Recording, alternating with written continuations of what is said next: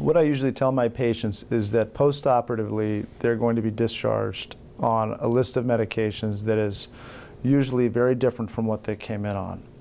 Some of these medications may be of a similar family, different dose, different frequency. However, the list of medications that we send our patients home with is the list and the only list we want our patients taking.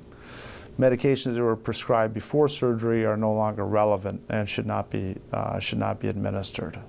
One of the things that patients need to be aware of is if they've had valve surgery, which includes placing a mechanical or a bioprosthetic valve in your heart, that in the postoperative setting and for the remainder of your life, you will have to take antibiotics for prophylaxis whenever you undergo any dental procedures or any other surgical procedures.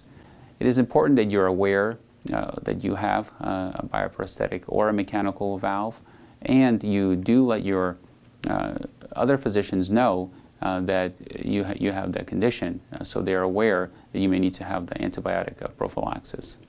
Many patients are often sent home on Coumadin, which is an oral blood thinner. Most commonly, patients who have a mechanical heart valve or those who may have had an arrhythmia called atrial fibrillation will often be sent home on Coumadin. Coumadin is an oral anticoagulation or an oral blood thinner. It is taken on a daily basis, and the doctor will initially prescribe a dose for you. While you're in the hospital, Coumadin has to be monitored with a blood test. PT ratio, or INR, which is called, is used as a guideline. Usually that ratio in a normal person is 1 or less.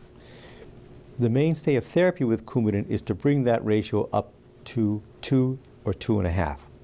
The way this is done is that you will be prescribed a dosage of Coumadin, the blood test will be drawn, and based on what that INR is, the next dose will be given. Initially, the blood test may be done every day, then it may go to every other day, and then down to once a week or once every 2 weeks, depending on how well your INR can be regulated. It's important to note that certain foods can affect your INR. Foods which have a lot of vitamin K, such as green leafy vegetables, can affect your INR. It is important to note for health, we have to eat these foods.